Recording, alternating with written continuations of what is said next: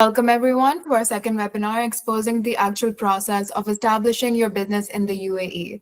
I'm your host Falisha Abid, and today we have with us Saad Ahmed, an expert business consultant with Dune Business Advisors. Saad, thank you so much for joining us today. Thank you for having me, Felicia, and thank you for that introduction. I am excited to share the insights that can help everyone navigate the exciting journey of setting up a business in the UAE. And we're excited to be here. So before we begin with the webinar, Saad, in your experience, how is working with global clients and what have you observed about the international business landscape?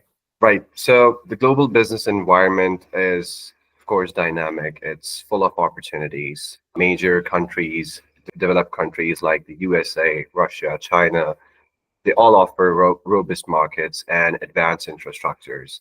However, one common challenge that businesses face in these regions is a high tax burden. For instance, the global average corporate tax hovers somewhere around 23%, which is very high, and it can significantly impact profit margins. In contrast, the UAE stands out with its tax-friendly policies, including a 0% income tax, making it an attractive destination for entrepreneurs. So, as you mentioned, the global business environment is dynamic and full of opportunities. So, let's dive right in. Why do you think that the UAE is the best business place compared to other global business hubs? Well, that's a great question. The UAE offers a unique blend of strategic advantages that makes it stand out from other developed countries. Firstly, its location, at being at the crossroads of Europe, Asia, and Africa, makes it a global trade hub. In fact, the UAE's port handles over 15% of global trade, making it an effective gateway for emerging markets.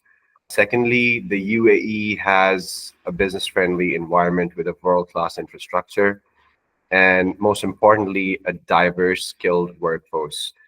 Over 85% of UAE's population is actually expats, so that brings a wealth of international experience into the market, and the diversity itself is a significant advantage over other developed countries that may lack such a multicultural workforce.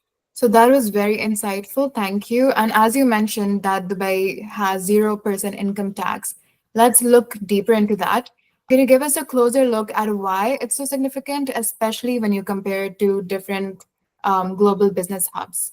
Yeah, so absolutely. The UAE offers a tax-free environment, particularly in its many free zones across different states, where businesses can often benefit from 0% income tax and 0% corporate tax as well. This advantage makes it an appealing destination for entrepreneurs that are looking to keep what they earn, looking to maximize their profit margins.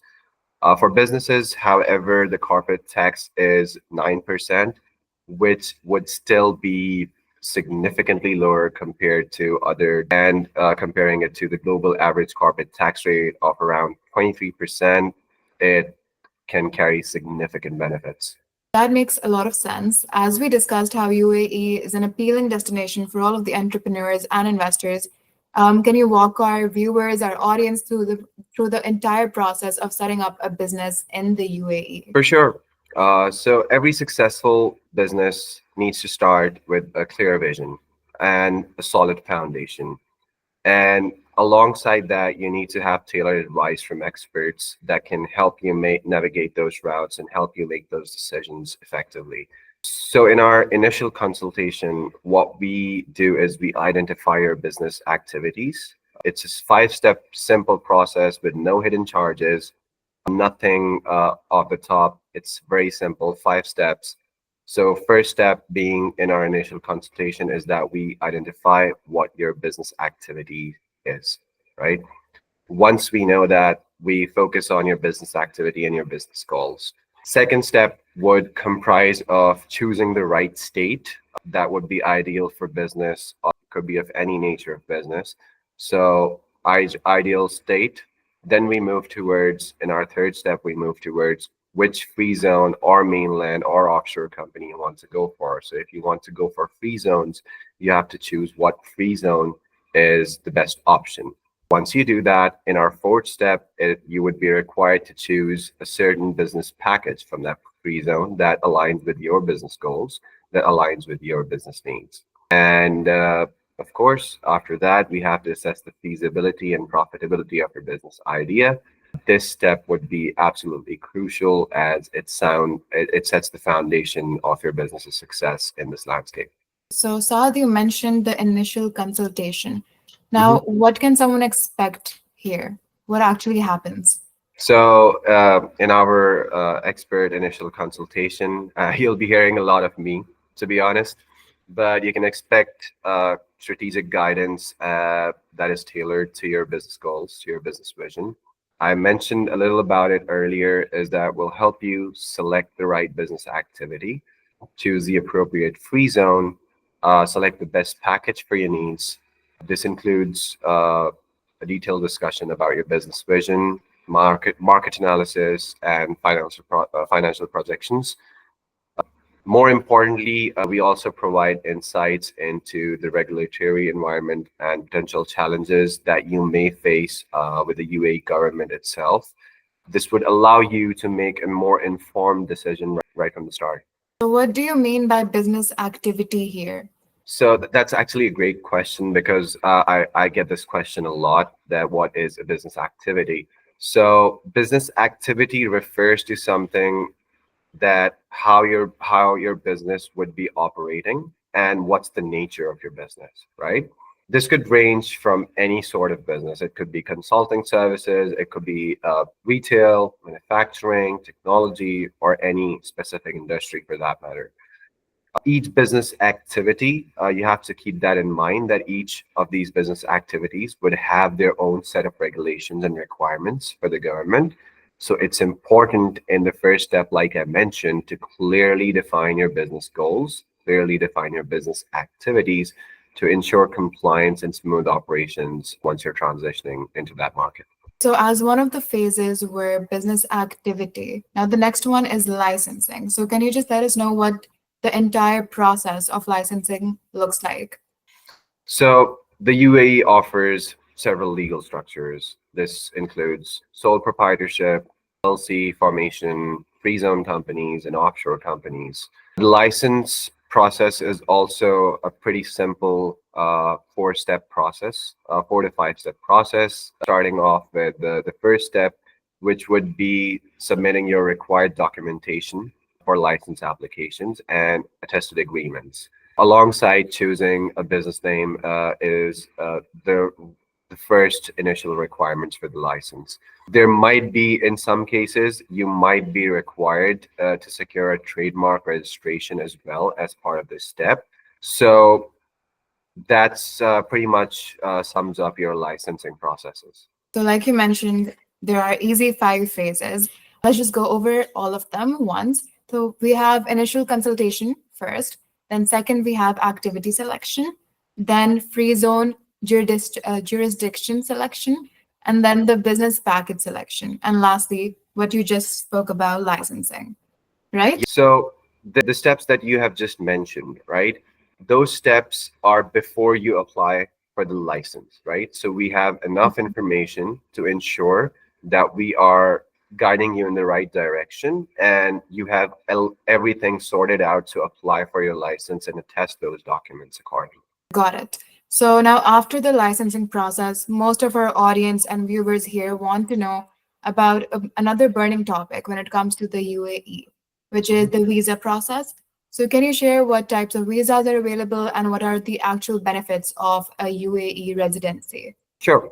So the UAE offers various residency options. This includes investor visas, employment visas, family visas, even freelancer visas. Benefits of UAE residency are completely unmatched and they're very significant for long-term stability and security. The access to premium healthcare, education systems, and opportunities for real estate investments, citizenship pathways, they're absolutely extraordinary. For example, if we talk about, we're talking about visas over here. So the UAE's golden visa that goes up to 10 years, that's exactly the example of the long-term stability and a lot of advantages for investor entrepreneurs that I was talking about.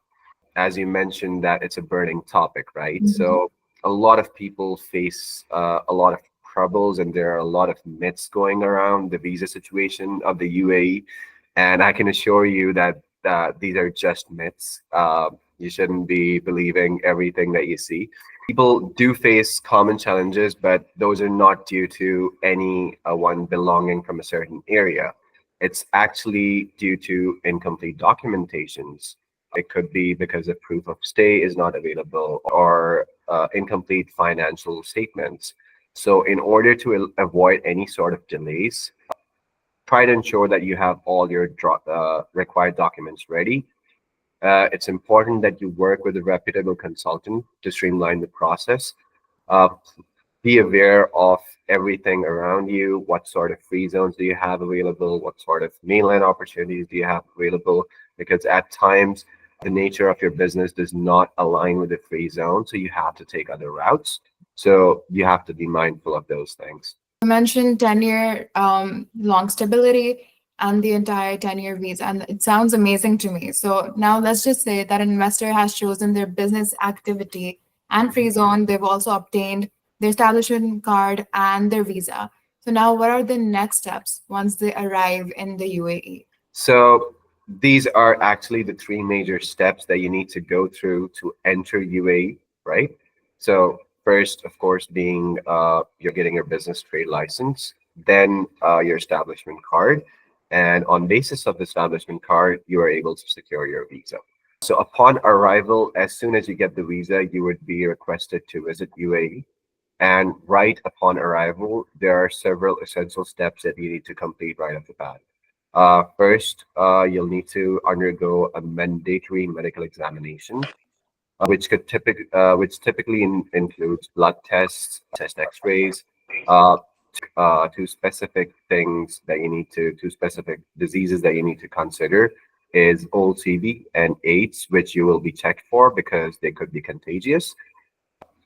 Following the medical, the next step would be for you to apply for your Emirates ID. So Emirates ID, as you might know, serves as an official identification card within the UAE. The application process, typically for the Emirates ID, involves biometric data collection. It can take up to a week to process. It may come in 2 to 3 days, but it completely depends. But on the safer side, you can assume it takes a week to get your Emirates ID. And as soon as you get the Emirates ID, it's on to your final and last step, which is setting up your corporate bank account.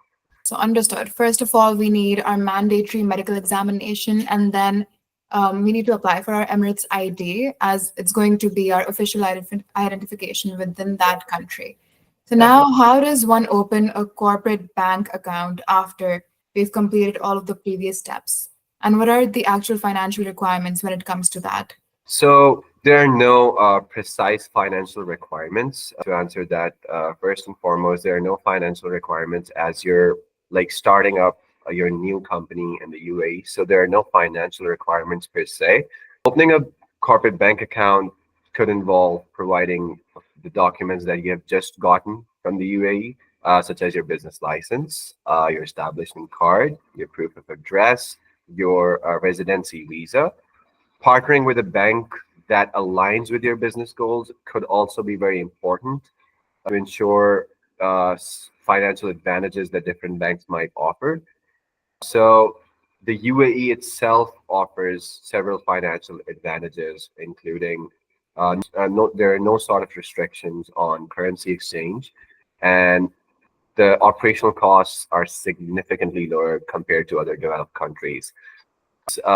This easily makes your managing your finances more straightforward and cost effective. One more thing that I'd like to add regarding the corporate bank account is that at times there are different free zones that offers promotions to basically help you set up your corporate bank account completely free of charge with your license. The main example I would give of the free zone that's on top of my head right now is a current promotion going with International Free Zone Authority Dubai that with their license, they're actually offering completely free banking assistance once you get there. So That is at times a huge plus as well, because this process could take up to 14 to 15 days to complete. This sounds really, really good because it's cost effective too and efficient. So now, once all of these steps are completed, what about securing office space? And what considerations are there to ensure that you have a positive work environment in the UAE? So when it comes to office space, it completely depends, as you have several options. It's completely on the entrepreneurs or the business's preference, how they want to see themselves established in the UAE. This could include co-working spaces, flexi desks, just a desk, or long-term leases of bigger space and bigger offices as per your needs. If you talk about free zones, right? So in free zones, some free zones offer inclusive packages that could include flexi desks for individuals or co-working spaces and small office spaces for small to medium enterprises. It can be beneficial for startups as well. Of course, in other cases, if you require more dedicated spaces, traditional office leases are always the option. You have to keep a few things in mind while going for office spaces, is that if you're with a free zone and you choose an office space or a package that comes with the free zone, right? It would restrict you to be specifically in that free zone space or in their environment. However, in mainland case, it will be different. In mainland, you have the ability to open any office anywhere in the UAE. It's an option with free zone as well, only if you choose not to go for a package deal with the free zone that includes a co-working space or a flexi desk for that matter. Thank you so much for such an elaborate answer. I'm learning a lot of new things. And just to add to that knowledge, can you offer us any tips for a smooth transition when relocating to the UAE? Yeah, definitely. So I would firstly, I would request everyone to keep the most important things into consideration, which is how you can ensure a positive environment around you as well while moving there and starting your own business. Because the UAE laws regarding respect, regarding treatment of employees, these are absolutely crucial. So once you move there, you need to understand your local labor laws, and you need to keep an open mind regarding the cultural considerations. As I mentioned earlier, that its population consists of 85% expats. So this diverse workforce not only allows you to build a skilled team, but you have to keep in mind that all of them are from different backgrounds, different ethnicities. So you should respect and keep a positive environment to make sure that you're compliant with all the laws. To come back to your question of a smooth transition regarding the rest, so it could be tricky choosing the right place, right? Relocating to the UAE, it can be a rewarding experience, but only with thoughtful preparation. Choosing the right emirate to call home being the first. It's a pivotal decision. Dubai, for instance, let's take an example of Dubai. It's renowned for its dynamic city life. It offers a cosmopolitan atmosphere with world class entertainment, diverse dining options for food lovers, and plenty of leisure activities. However, you have to understand that this vibrant lifestyle, it comes at a higher cost of living. If I compare it with, let's say, Sharjah, that's a more tranquil environment. It's deeply rooted in its culture, heritage, and traditional values. The cost of living in Sharjah could be approximately 17 to 18% lower than compared to Dubai. And if I tell you the cost of living, for instance, rent prices, it could end up being like 55 to 60% more affordable compared to Dubai.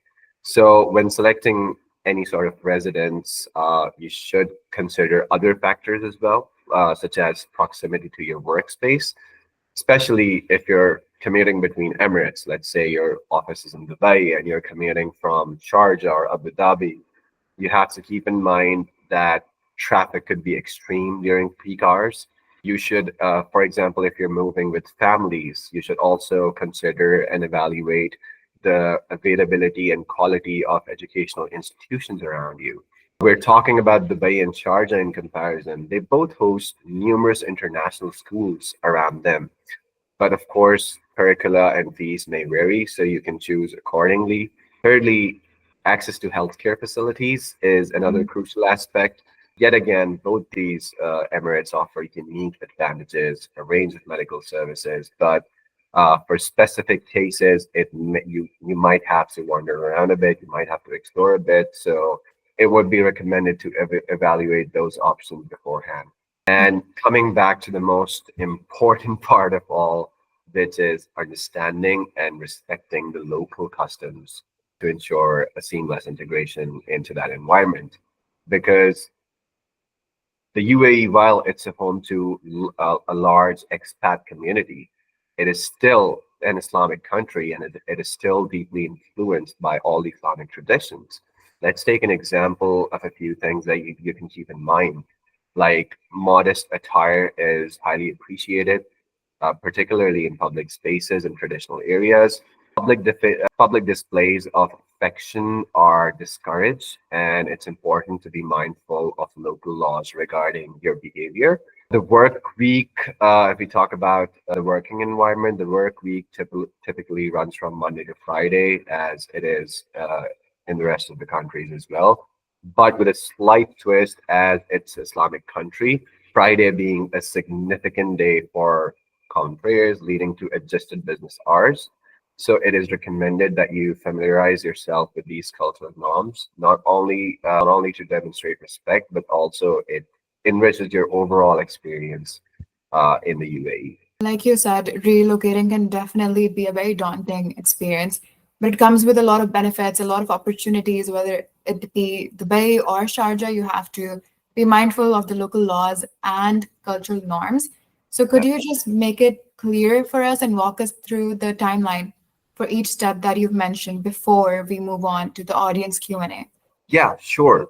So once you have gone through the initial phase of consultation, selecting your free zone and selecting the package, the first step that you will be getting is a quotation from the free zone that you have to pay. And as soon as you pay that, it would take about 3 to 4 business days for your business license to be issued.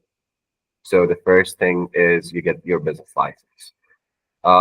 Second part is acquiring your establishment immigration card, which could take an additional 2 to 3 business days.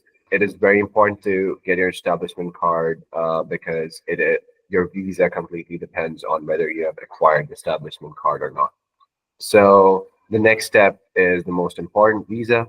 A visa could take up to 7 to 14 days, depending on 7 to 14 business days, depending on what the situation is like. And once you acquire your visa, then you would be requested to come to the UAE. Upon arriving in the UAE, we discussed a bit about it earlier that you need to undergo a medical examination. It's a straightforward process. It could take honestly a single day. After the medical, you have to apply for your medical Emirates ID, being the next step. The processing time can vary 2 to 3 days to up to a week. And then the last step would be to open your corporate bank account once you have obtained your Emirates ID. And that could take between 10 to 15 days, depending on what sort of bank you choose and what sort of nature of business do you have. Perfect. That makes things a lot clearer. Thank you so much, Saad. Now, let's open the floor for a Q&A session. Please, everyone, feel free to ask any questions that you may have You can write in the chat if that's in the feasible. chat box. Yes, please. Hello, can you hear me? Yeah, please go ahead, Mr. Siklan. Yes. Thank you, Mr. Saad, for the awesome rundown on starting a business in Dubai. I appreciate the great advice. And also thanks to Ms. Felicia for hosting such an insightful webinar. You actually asked all the right questions, making it feel like a masterclass and getting to the heart of the matter. So my question is, let's assume if somebody his firm in Dubai free zone, and let's assume if it's real estate consultancy firm, would I still be able to work and advocate my clients regarding investments in mainland? Yeah, so it's all about how you're performing your activity, right? So if you're on the consultation end and you do not yourself require a land or a building or a space, you can definitely operate across the UAE and get any sort of clients onboarded as long as you do not require land for yourself in the real estate industry. All right, perfect. So this was the only question which was in my head, so I thought to, discuss. Thank you. Thanks for the. Thank you so Felicia, I believe we had some additional much. questions. We also have another question in the chat box. Could you please recommend what free zone would be best for the digital agency? All right, for a digital agency, the best recommended free zone would be if you're looking for the best option, I would recommend International Free Zone Authority Dubai. It has numerous benefits. It is currently offering a one visa free for life, which is actually a great advantage. And then we have another question. What are the main challenges businesses face when setting up in the UAE as a startup? So the main challenges include navigating the regulatory environment, understanding cultural nuances, and managing the high cost of living in cities like Dubai and Abu Dhabi as well, because it's honestly coming right up to the levels. Not quite there yet, but they're working really hard to come up to the level of Dubai. However, with the right guidance, with the right planning, these challenges can be mitigated.